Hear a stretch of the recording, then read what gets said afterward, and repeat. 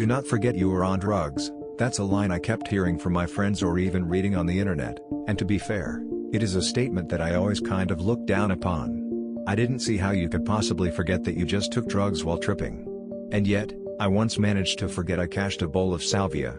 Though I wouldn't say I had a bad trip, now I know what terror is. At the time this report refers to, I would hardly describe myself as an experienced drug user.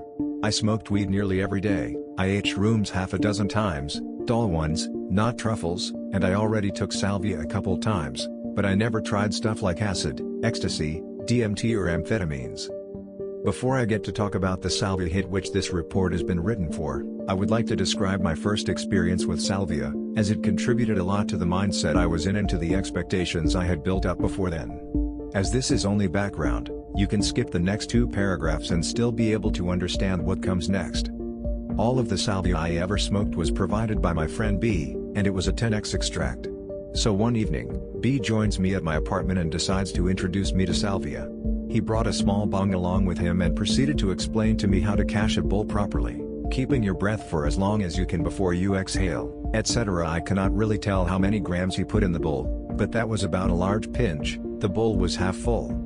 I rip the bong, keep all of it in my lungs, and finally exhale.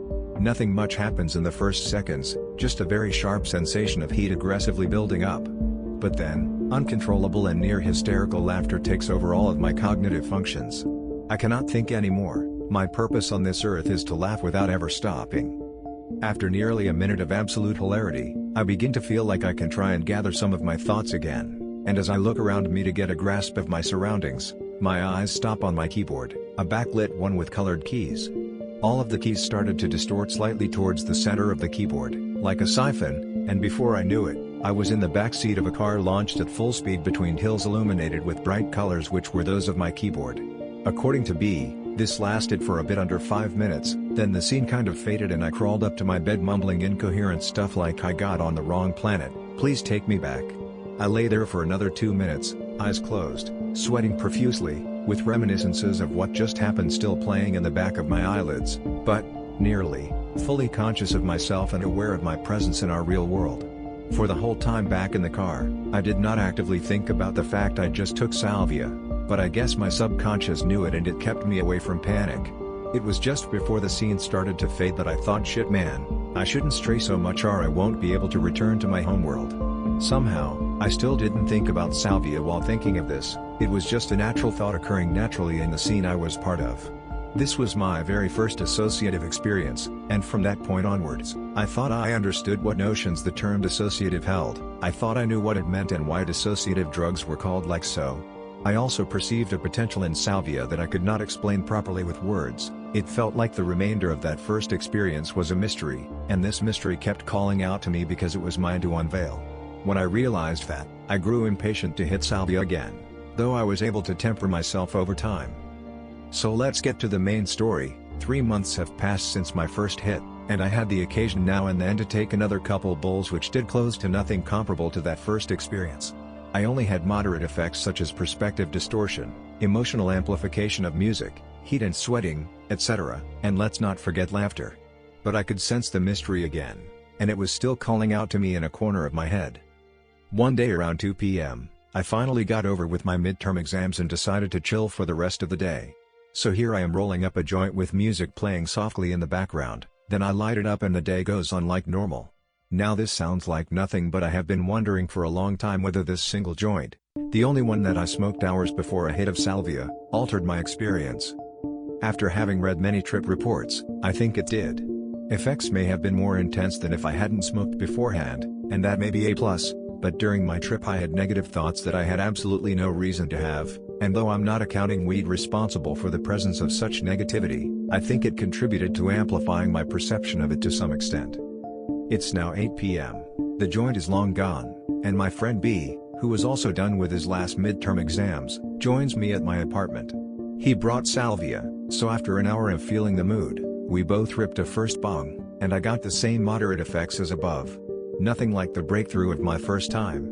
When the heat and sweating were over, I thought back about what happened inside of my head after my first bowl, 3 months before, and I told B that I kind of missed it, that I'd like to have another experience like that. He was okay with it, So he loaded up another bowl, with more salvia this time. There again. I can't really tell how many grams, but it was a very large pinch. Part of it fell on my desk, and he had to collect it and put another small pinch along with it in the bowl, which was nearly full. I made sure everything was okay with my mindset. I asked myself the right questions, and I was able to determine the following things: I'm not under any stress, I'm not doing this because why not? But because I want to, I know I'm going to trip balls and I'm okay with it. Still a little impatient and a tiny bit apprehensive maybe, but I feel confident and I'm in a fairly positive vibe.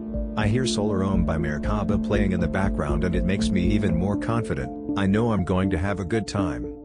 I cashed that second bowl in 2 times, exhaling just a tiny bit in between, then held everything up my lungs for a good 20 seconds, and finally I exhaled all of it. Laughter started to come around, but this time I knew what was happening, so I just went along with it and tried to enjoy things around me. My sense of touch was developed 1,000-fold. I couldn't get enough of touching my jeans.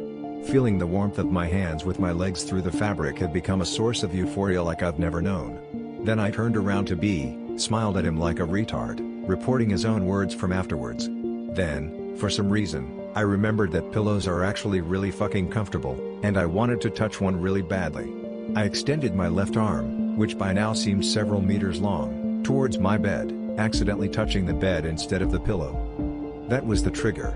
Just as looking at my backlit keyboard sent me into another dimension, touching the bed elongated my left arm by several kilometers, and it was now being absorbed in the same kind of siphon as I mentioned before. Retrospectively, it was as if the latent potential of the first bowl decided to wake up at that precise instant. And it did not decide to add up to the second bowl, it decided to exponentiate it. Everything went fucking bananas. The last thing I could think before what comes next is literally this: oh noes. I was ejected out of my head. I was drifting away from my body, outside the building my apartment was in, and my room became just a cubic alcove carved into the concrete. I have no idea around which moment I forgot that I took salvia, but I know I had already forgotten by this time, because the only thought that could explain what I was seeing, that is, my inanimate body on a chair next to my friend B, was this thought, and it was whispered to me by a soft voice: your role in this world was completed with your life as my full name. You may now fulfill other destinies in your life cycle. It felt so ethereal that these words, or their exact equivalent in my mother tongue, were engraved onto my memory, and I think they will be forever. Then, I saw kind of a summary of events. There were tons of those events, a really huge lot of them, and they were playing fast forward. I reviewed all of them, and though I had no way to tell for sure, I was convinced these events happened during my previous lives as a human. None of the scenes I was witnessing triggered a precise memory, but everything made sense. It was nothing that I was surprised to see. I expected what happened there because I lived it centuries beforehand. After this summary, all of my lives began to play fast forward, all at once. I can't say that I was seeing my lives unfolding on a screen like you would watch a movie at the theater. It was more like a reenactment of them, and I was spectating them in the same way a first-person shooter game allows you to move freely within the map for the rest of the game when you die. Everything was so fast, but I always knew exactly what was happening because, well, I already lived it. After some more time though, I felt like I completely lost interest in these lives. Everything had become futile. After all, didn't the voice whisper to me that I was about to ascend? It didn't tell me these exact words, but I knew that it was how they were to be understood. And that was it. My lives suddenly stopped playing in front of me, and darkness enveloped me. I was okay with it. It was a warm, comforting, absolutely not threatening darkness. When it began to get brighter, I still couldn't see with my eyes, but all of my other senses combined were able to give me a very accurate vision of my surroundings, and I was somehow able to see where I was. How did I know I wasn't receiving images through my eyes? I have no fucking clue, I just knew it. Hell, I just mentioned my other senses, but I have no idea what senses they were. The next thing I knew once I got aware of my new environment is that I had shifted dimensions. I also had the very clear impression that my purpose now was not to live, but to contribute to the living of a being much, much greater than me. My senses were fueling me with visions of that life I was starting anew, and I realized that I had just become a basic cell in some kind of cosmic organism. That organism merely had the shape of a human, and its limbs looked like galaxies, though they were completely something else. I can recall that I was able to communicate with these galaxies of other cells which were just like me, but I'm really not sure if communicating is an appropriate word. Language had become a foreign concept where I was. It made no sense to talk. You talk as a human because you want to convey ideas, In here ideas were global.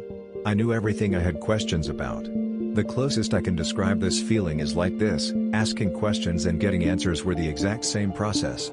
As a human, I could not even have had the time to formulate a question within my brain that I would already have been aware of the answer. So far, everything was fucked up, but I was doing okay. Actually, I think it is okay to forget that you took drugs, so long as you don't ask yourself, wait, why all of this? When you ask that question to yourself, you better be able to answer, I took drugs. Because I certainly wasn't able to think once about the fact that maybe I took 3 bong rips minutes ago, and all of the magic suddenly went away. Questions were still flowing, but answers weren't coming anymore. I realized that I kept my consciousness and memories of my life as a human. I mean the human that I am right now, but I was trapped in a cell. How did my human consciousness shift into a cell? I must have died, there is no other way. The human that I was must be dead. Panic and terror ensued.